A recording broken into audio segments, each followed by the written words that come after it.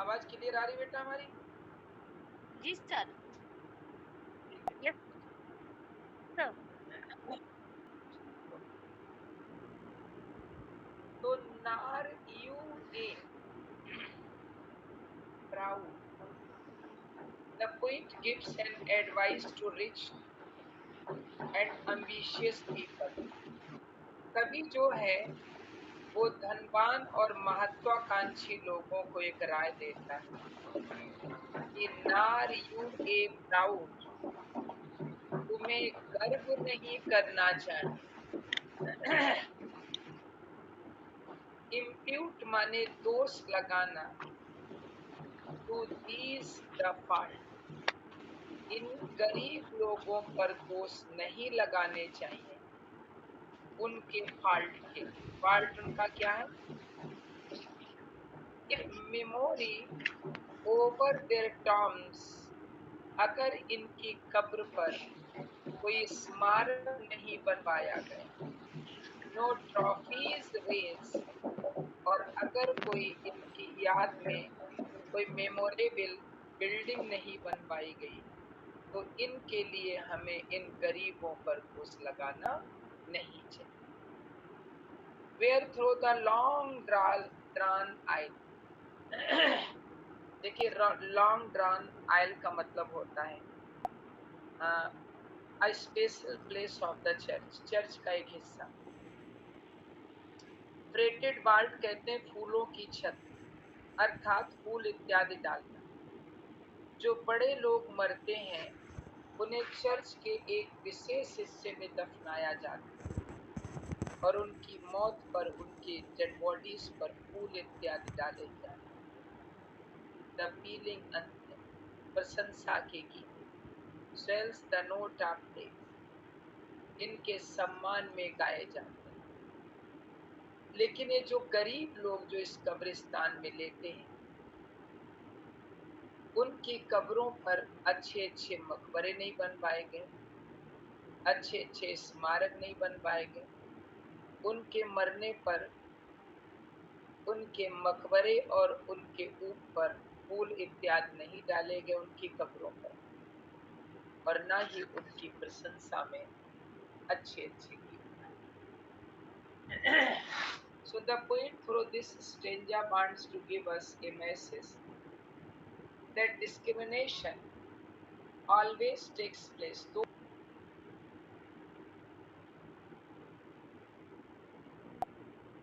they die, songs are sung in the praise of rich people। लेकिन जो गरीब लोग होते हैं उनकी प्रशंसा में कोई गीत नहीं गाए जाते, इसीलिए कवि को दुख है, कवि अपना दुख। चलिए रीडिंग लगाएं इस स्टेंजा की, जो दिक्कत आती है हम पूछे फिर आगे चलते।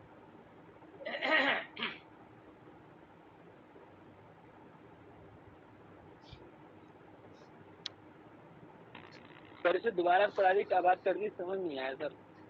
अच्छा सही कह रहे हैं, 2 लाइनें सिर्फ पढ़ाई आपने, 2 तो कटी गई उसमें नेटवर्क नहीं समझ में आया। चलिए कोई बात नहीं, दोबारा समझ। देखिए पहले ऐसे ही समझ लीजिए, फिर इसको पढ़ाते लाइन वाइज। कभी ये कहता है कि जो गरीब लोग हैं जो इन कब्रों में दफने हैं, बड़े महान महत्वाकांक्षी लोगों को, इन गरीबों को दोषी नहीं ठहराना चाहिए यदि इनकी कब्रों पर सुंदर सुंदर मकबरे नहीं बनवाए। क्योंकि मरने के बाद आप चाहे मकबरा बनवाएं या ना बनवाएं, इसमें मरे हुए का कोई दोष नहीं।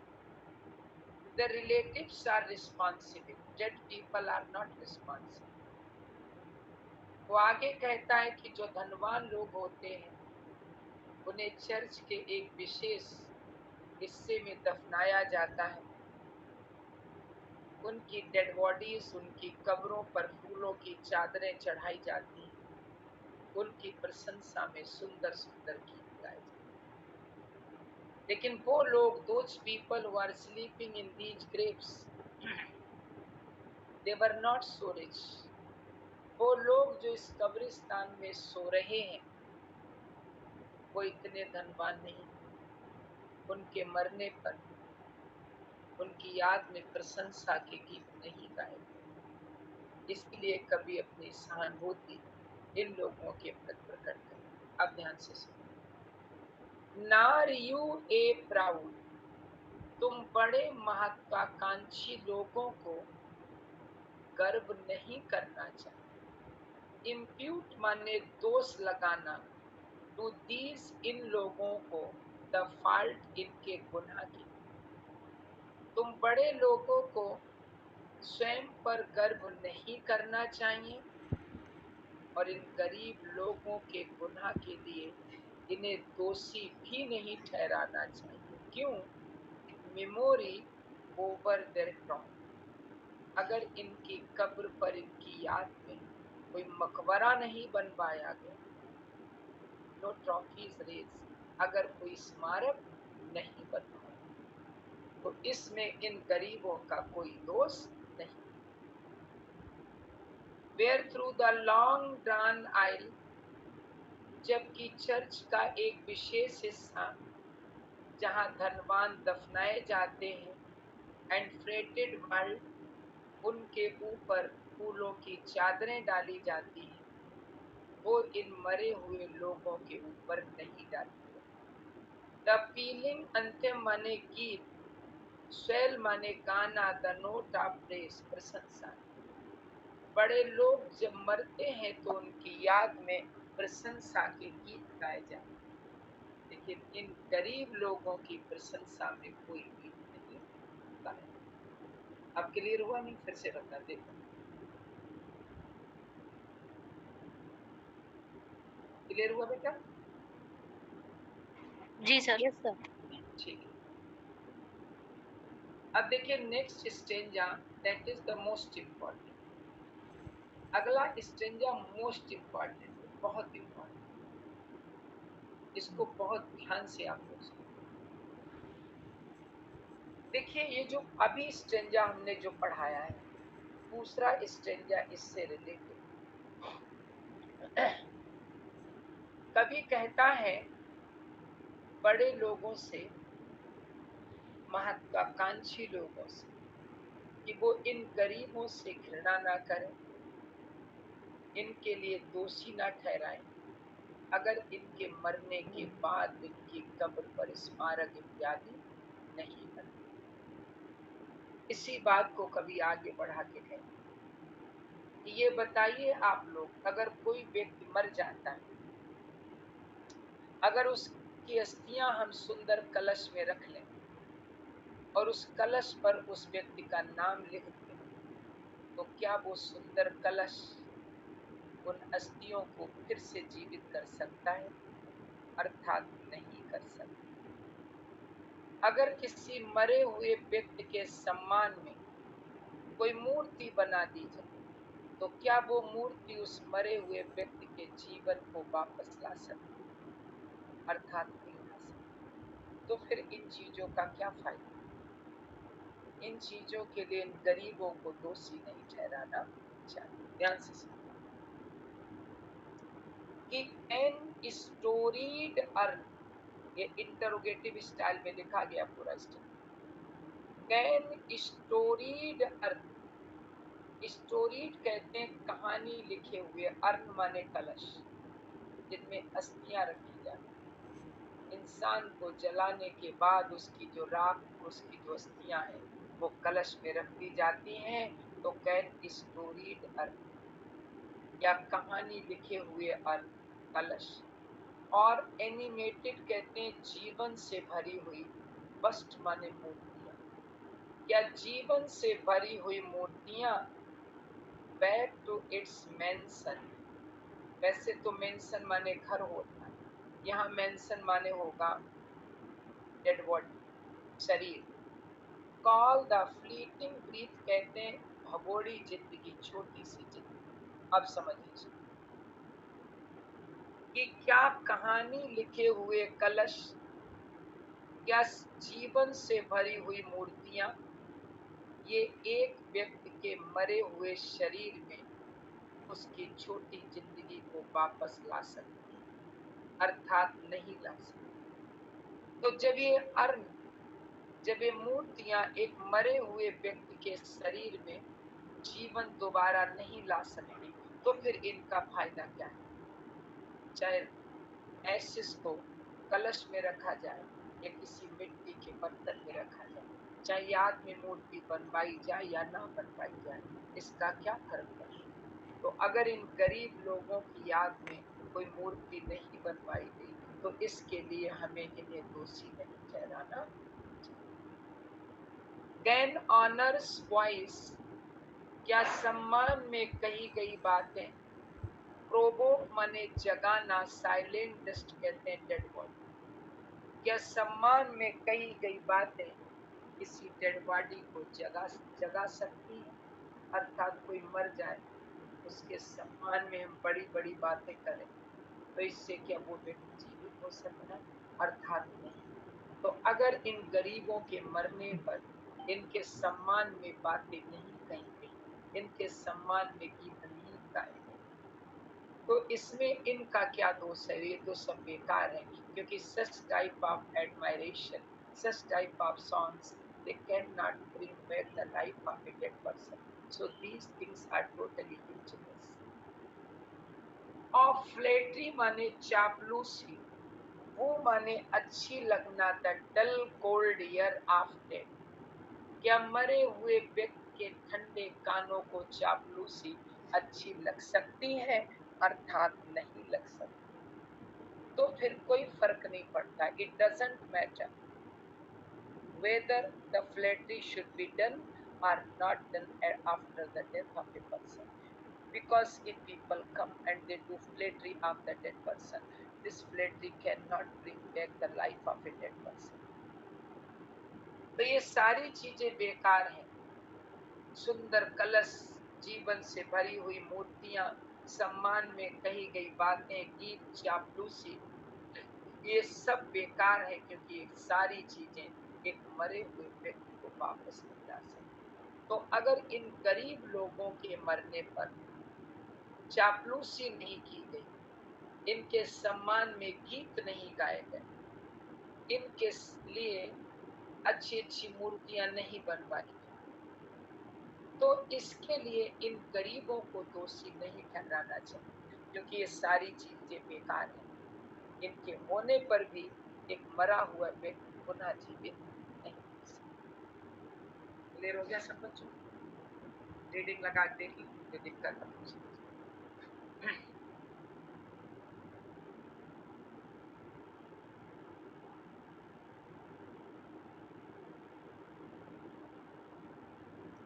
Any problem?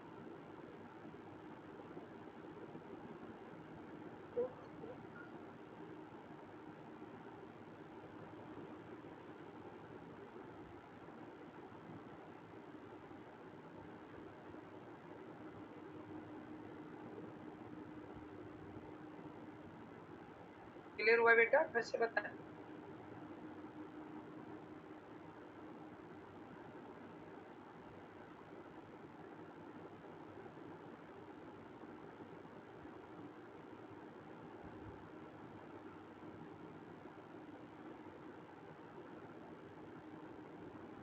लता क्लियर हुआ बेटा? जी सर, हो गया सर। जी किसी को पूछना है इसमें? नहीं, चलिए कोई बात नहीं। अब देखिए, कोई इमेजिन करता है क्लियर है सर। जी। वंदना कुछ कह रहे हैं बेटा?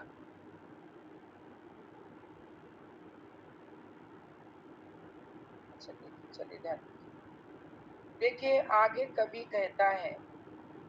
नो सर, क्लियर है। जी क्लियर है, ठीक है। अब आगे चलते हैं।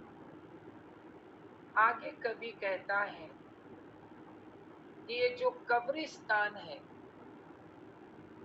इस कब्रिस्तान में जो लोग लेटे हुए हैं, अगर उन्हें मौका मिलता तो वो महान व्यक्ति बन सकते। बहुत से तो ऐसे लोग होंगे जो डिवाइन इंस्पिरेशन, ईश्वरीय प्रेरणा से भरे हुए हैं, लेकिन दुर्भाग्य ये है कि उन्हें मौका ही नहीं मिला अपने टैलेंट को शो करने। कुछ ऐसे भी यहाँ लेटे हैं जो राजा बन सकते थे अगर उन्हें मौका मिलता। कुछ ऐसे भी हैं जो महान कवि बन सकते। But it is a matter of great sorrow that these people, they couldn't get the chance to show their talent before the world. So this was the reason that their talent was confined in his village. Their talent remained hidden, and as Milton has said, that if a person doesn't use his talent, this means the death of the talent. बहुत ध्यान से सुनो, बहुत अच्छी बात है कि perhaps शायद in this neglected spot, neglected समझते हैं, जिसको सब नेग्लेक्ट कर देते, स्पॉट माने स्थान। तो नेग्लेक्टेड स्थान कौन सा है? कब्रिस्तान। कब्रिस्तान। हाँ, कब्रिस्तान को सब नेग्लेक्ट कर देते। ऐसा नहीं कि कुछ कहें कि लाओ जरा टहले आए आज कब्रिस्तान, ऐसा नहीं, सब नेग्लेक्ट ही करते। तो नेग्लेक्टेड स्पॉट का मतलब क्या हो गया? कब्रिस्तान।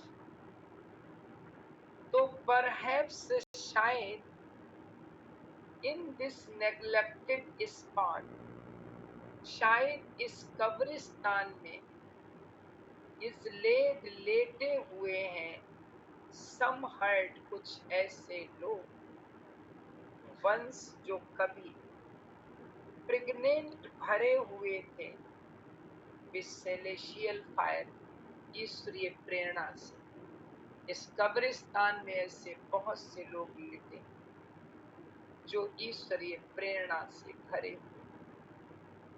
हैंड्स, यहाँ वो लोग भी लेटे हैं जिनके हाथों में इतनी शक्ति थी that the rod of empire, कि वो एक साम्राज्य का राजदंड पकड़ सकते थे और might have said, और शासन कर सकते, लेकिन वो ऐसा नहीं कर पाए क्योंकि उन्हें जीवन में मौका नहीं। और बेक्ड माने जगाना, एक्सटेसी माने होता है खुशी, लिविंग माने सजीव, लायर माने विगीत या संगीत। यहाँ ऐसे भी लोग थे जो कला की देवी को जगा सकते थे, गीत गा सकते थे, वीणा बजा सकते थे, अर्थात जो महान सिंगर बन सकते थे, जो महान कवि बन सकते थे। But unfortunately they didn't get the chance to show their talent before the world. So this was the reason that their talents died with them. It is the reason that the poet expresses his sympathy to these poor people, thinking that they had the talent but they couldn't get the chance to show that talent. Clear? Reading. Reading लगा के देखें बेटा, जो दिक्कत है उसको।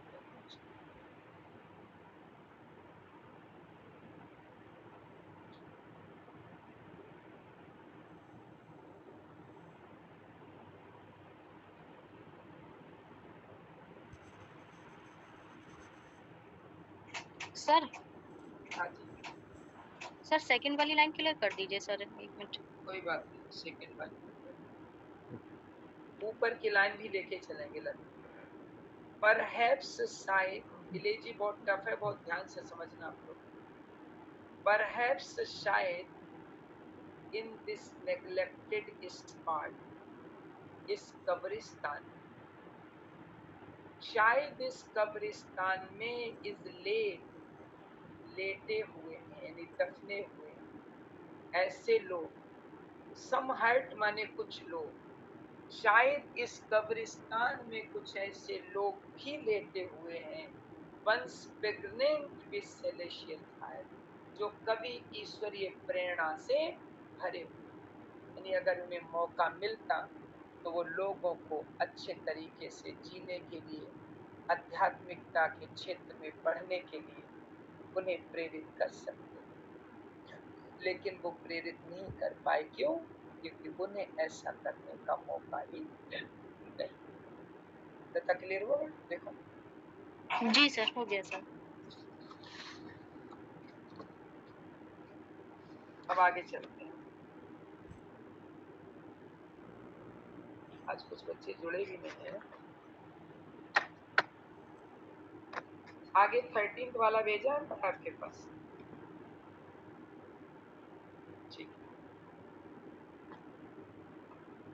अब देखिए 13 स्टेंजा, बहुत अच्छा स्टेंजा ये भी। इसमें क्या बताने की कोशिश की है, अब हम आपको पहले ही बताते चलेंगे कि किस स्टेंजा में क्या है, क्योंकि जैसे जैसे एलेजी बढ़ती जाएगी ये एलेजी टफ होती चली जाएगी। कभी कहता है कि इस कब्रिस्तान में जो लोग लेटे हुए हैं इन्हें कभी भी मौका नहीं मिला मोटी मोटी किताबें पढ़ करके ज्ञान प्राप्त करने। इन्होंने वो किताबें कभी खोल कर नहीं देखी जो ज्ञान से भरी है। इनकी गरीबी ने इनके उत्साह को ठंडा कर दिया। इनके अंदर जो उत्साह की धारा बह रही थी उस धारा को गरीबी की ठंड ने जमा दिया। तो ये ज्ञानी बन नहीं पाए क्योंकि इन्हें किताबें पढ़कर ज्ञान पाने का मौका कभी मिला। ध्यान से सुनिए। But knowledge to their eyes, इन गरीब लोगों की आंखों को ज्ञान कभी मिला ही नहीं। एम्पल पेज कहते मोटी मोटी किताबें, ज्ञान की मोटी किताबें खोलकर पढ़ने का मौका इन्हें कभी मिला। Rich with the spoils of time, spoils of time का मतलब होता है जिसमें बहुत समय खर्च किया गया। वो किताबें जिन्हें लिखने में बहुत समय खर्च किया गया, डिड नेवर अनरोल माने खोलना, वो किताबें इन गरीब लोगों ने कभी खोली। फिर से देखिए, वो लोग जो इस कब्रिस्तान में लेटे हुए हैं उन्हें कभी भी मौका नहीं मिला मोटी मोटी अच्छी अच्छी किताबें पढ़ करके, वो किताबें जिन्हें लिखने में बहुत समय खर्च किया गया, ऐसी किताबें इन गरीबों ने कभी नहीं पढ़ी। ज्ञानवान नहीं। चिल पेन्योरी, अत्यधिक जो गरीबी थी, वैसे तो चिल माने होता ठंडा, चिल्ड कहते हैं ना, चिल्ड वाटर ला। पेन्योरी माने गरीबी, क्योंकि ऐसा माना जाता है कि गरीबी की ठंड होती है, अमीरी की गर्मी होती है। तो चिल पेन्योरी जो अत्यधिक ठंड थी, काय की गरीबी, यानी जो अत्यधिक गरीबी थी। रिप्रेस्ड माने दबा देना, देयर नोबल रेस माने उत्साह। अत्यधिक गरीबी ने इनके उत्साह को दबा दिया। एंड फ्रॉज माने जमा देना, the genial current of the soul, इनकी आत्मा का की जो श्रेष्ठ धारा थी उसको भी इनकी गरीबी की ठंड ने जमा। These people were very poor, and because of their poverty they couldn't get a chance to study the books, especially those books which were full of knowledge and wisdom. So this was the reason that these poor people who are sleeping in these graves, they were not educated people, they were totally uneducated people. इनकी गरीबी, their poverty always came on their path of getting knowledge. They were extremely poor and their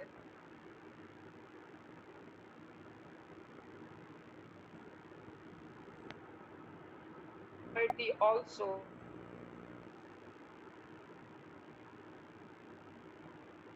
so.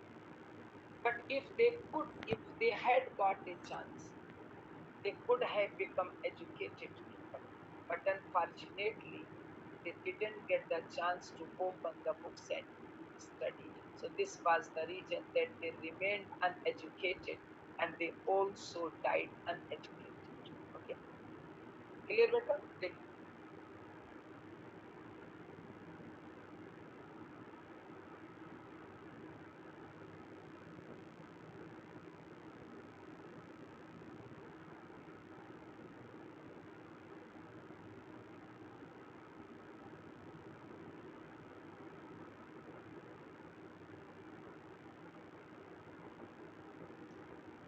Clear पहुंच रही है आवाजें?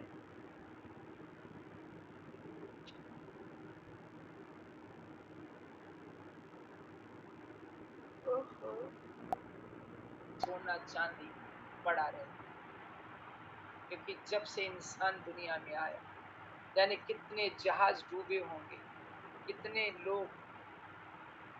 लोगों का खजाना, धन दौलत समुद्र में डूबा हो। ऐसा विश्वास भी किया जाता है कि अगर समुद्र से सारा खजाना निकाल दिया जाए तो इस पृथ्वी पर कोई गरीब रहेगा ही नहीं, इतना खजाना समुद्र में दबा पड़ा। तो समुद्र में जो गुफाएं हैं नीचे, उन गुफाओं में जो शुद्ध चमकदार हीरे मोती जवाहरात धन दौलत पड़े हैं, ये बेकार है। क्यों बेकार है? क्योंकि वहां उनकी कोई प्रशंसा करने वाला नहीं। इसी तरह से वो फूल जो सुनसान स्थान पर पैदा होते, उनकी खुशबू थोड़े स्थान पर सीमित हो जाती है और उसी स्थान पर वो फूल मुरझा के खत्म हो जाते हैं। ये फूल भी बेकार होते हैं क्योंकि इनकी सुंदरता को देखने वाला कोई होता। इसी तरह से इस कब्रिस्तान में जो लोग लेटे हुए हैं, उनमें भी बहुत से टैलेंट थे, लेकिन उनके टैलेंट बिल्कुल बेकार थे। क्यों? क्योंकि उनके टैलेंट की प्रशंसा करने वाला नहीं। उनके टैलेंट ठीक ठीक उन्हीं हीरे मोतियों के समान थे जो व्यर्थ में समुद्र में पड़े रहते। उनके टैलेंट ठीक उन फूलों के समान थे जो सुनसान स्थान पर खिलते थे और खत्म हो जाते। इसी तरह से इन लोगों के टैलेंट थे। कभी को दुख है, इतना टैलेंटेड होते हुए भी ये अपने टैलेंट को शो नहीं करते। क्लियर होगा? आप पढ़िए। देखिए, टैलेंट होना एक अलग चीज है और टैलेंट का प्रदर्शन करना एक अलग चीज है। फुल मैनी ए जे माने होता है रत्न, कीमती पत्थर। फुल मैनी ए जे रत्नों से भरी पड़ी है। प्यूरेस्ट माने शुद्ध, रेसेरीन माने चमकदार। शुद्ध और चमकदार रत्नों से भरी पड़ी है। द डार्क, अंधेरी, अनफेथम्ड, जिन्हें नापा नहीं जा सकता, जिनकी था नहीं ले सकते। केव्स माने गुफाएं, आप ओशियन की ओर, सागर। सागर के अंदर जो गुफाएं हैं वो शुद्ध और चमकदार रत्नों से भरी पड़ी है, लेकिन ये रत्न बेकार हैं क्योंकि वहां उनकी कोई प्रशंसा करने वाला नहीं। फुल मैनी ए फ्लावर, ये लाइन एक बार पूछी गई है, ध्यान रखिए, इसको अंडरलाइन कर लीजिए, इंपॉर्टेंट है लिखा। ये लाइन पूछी गई थी, full many a flower.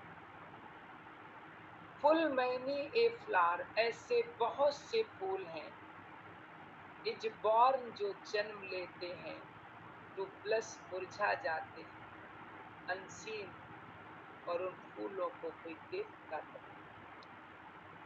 And best it's fragrance, sweetness, ये फूल अपनी मधुरता को खत्म कर देते हैं ऑन द डिजर्ट एयर, सुनसान वातावरण। तो जैसे सुनसान वातावरण में फूल खिलते हैं, खत्म हो जाते हैं, उन्हें कोई देखने वाला नहीं, उसी तरह से ये लोग जो इस कब्रिस्तान में लेटे, इनमें भी बहुत से टैलेंट थे, लेकिन इनके टैलेंट बेकार थे। क्यों? क्योंकि इनकी प्रशंसा करने वाला कोई नहीं। This is really the most important stranger, no doubt in it. And in this stranger, the poet Thomas Gray tells us about those poor people who are lying buried in these graves for people. Here he gives two images. He says that the caves of the ocean, which are full of pure gems, but these gems are useless because there is no one who can admire, who can appreciate the beauty of these gems. Similarly,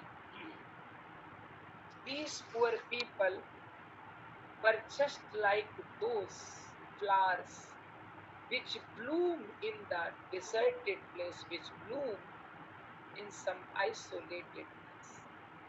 Flowers bloom, they wither, but unfortunately there is no one who can admire the beauty of these flowers. So those people who are sleeping these graves, their condition was just like those gems which remain buried in the caves of the ocean. Their condition was just like those flowers which bloom and wither in the desert. So these people had also different types of talent, but unfortunately there was no one who could appreciate the talent of these people. That's why the poet is very much sad, and he expresses his sympathy to those poor people who are sleeping in these graves for people. Clear? Reading लगाओ, ये दिक्कत है।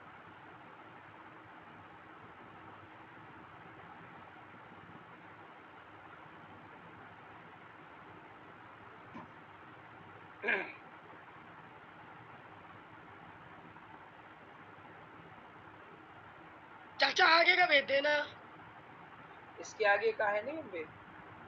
ना ना यहीं तक है। अच्छा अच्छा,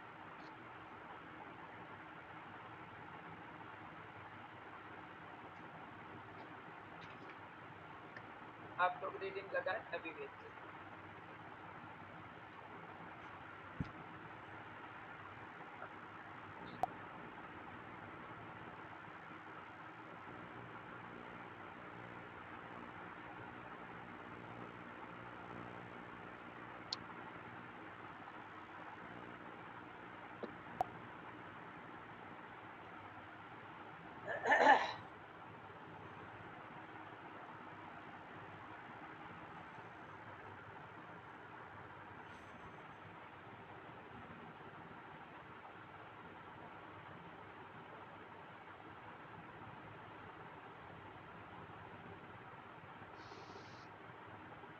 हाँ बेटा, पढ़ लिया सब बच्चों ने? किसी को कोई दिक्कत जी हो बताएं। पढ़ लिया सर। दिक्कत नहीं आएगी, हमने खूब डिटेल में इसको समझा दिया। चलिए अब आगे चलते।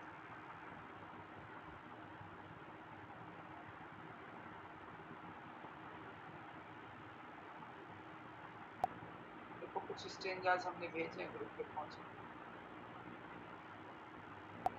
हम भी पहुंच गए बेटा, देखो। आगे दो आए हैं। हाँ चलो, दो ही पढ़ोगे।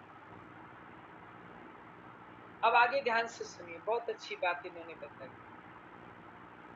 आगे कवि हमें ये बताता है कि इस कब्रिस्तान में जो लोग लेटे हुए हैं वो साहसी व्यक्ति हो सकते थे, मिल्टन के समान महान कवि बन सकते थे, क्रॉमवेल के समान महान पॉलिटिशियन बन सकते थे। कॉन्सेप्ट वही है कि ये बन नहीं पाए क्योंकि उन्हें मौका नहीं मिला। ध्यान से सुनिए। सम विलेज हैम्पटन, देखिए हैम्पटन कौन था, ध्यान से सुनिए। इसका फुल नेम था जॉन हैम्पटन। इसका क्या नाम था? जॉन हेम्पटन नाम था। इसका जन्म हुआ था 1594 में और डेथ हो गई थी 1643। इसने क्या किया था? इसने इंग्लैंड के जो राजा थे चार्ल्स फर्स्ट, उनका विरोध किया था। क्यों विरोध किया? क्योंकि इंग्लैंड के राजा ने हैवी टैक्स लगा दिए थे इस, तो वही इन्होंने बताने की कोशिश की कि सम विलेज हैम्पटन, ये जो गांव के लोग यहाँ लेटे हुए हैं, इनमें से कोई हैम्पटन बन सकता था। वो हैम्पटन जिसने राजा का विरोध किया। दैट विद dauntless breast माने निडरता से, और ये गांव के लोग भी हैम्पटन के समान निडरता से, द लिटिल टायरेंट कहते जमींदार, आप फील्ड्स विद इन, ये गांव के लोग जमींदारों का विरोध कर सकते थे अगर वो इनके खेतों पर हैवी टैक्स लगाता। कैसे? ठीक वैसे ही जैसे हैम्पटन ने चार्ल्स फर्स्ट का विरोध किया। सम्यूट माने शान, इनग्लोरियस जो साधारण थे, ज्यादा शानदार नहीं थे। मिल्टन हियर मेरे, यहाँ कुछ ऐसे भी लोग थे जो मिल्टन के समान महान कवि बन सकते, बट उन्हें भी मौका नहीं मिला महान कवि बनने। सम क्रॉमवेल, क्रॉमवेल जो था, इसका नाम था Oliver Cromwell.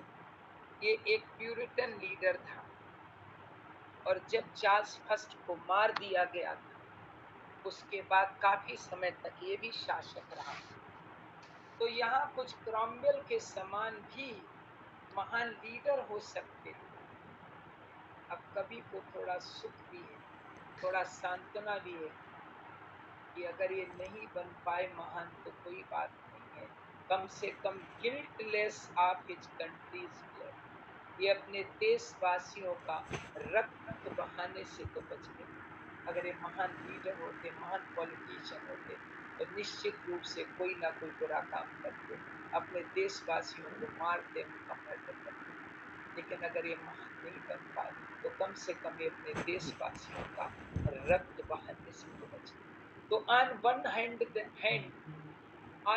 hand the poet is very much sad, thinking that these poor people who are sleeping in these graves, they couldn't get the chance to show their talent before the world.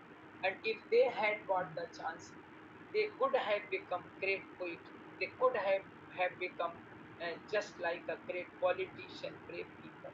But on the other hand, the poet also gets somewhat relaxation because he thinks that if they have not become great people, then they have been deprived of being the guilty of shedding the blood of their country people, as it is often done by those politicians and great leaders who are ambitious, who want to achieve high position in their life. They often commit different types of murders. They shed the blood of the relatives, the country people.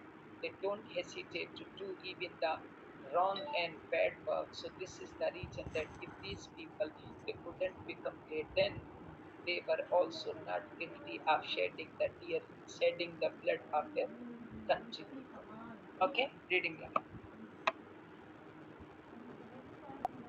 Listening माने सुनकर, senate माने parliament में, to command माने आदेश। इन गरीब लोगों को मौका नहीं मिला कि अपनी बात पार्लियामेंट में कहते, कोई आदेश देते और बदले में इनकी प्रशंसा की जाती। ऐसा मौका इन गरीबों को नहीं। The threats of pain and ruin to despise, अपने देश पर आते हुए खतरे, दर्द, कष्टों को अलग करने का, उनसे घृणा करने का, उनको दूर करने का मौका भी इन्हें कभी नहीं। To scatter plenty over a smiling, अपने देश पर अत्यधिक खुशियां बिखेरने का मौका इन्हें कभी नहीं मिल पाया। और ये ऐसा कोई महान काम भी नहीं कर पाए कि इतिहास में अमर हो जाते, and read there history in a Nations life, और राष्ट्र इनकी कहानियों को इतिहास में पढ़ता। ऐसा कोई मेहनत काम ये लोग नहीं करते। अब क्लियर हो गया बेटा? हाँ सर, अब हो गया क्लियर। ठीक है, चलिए।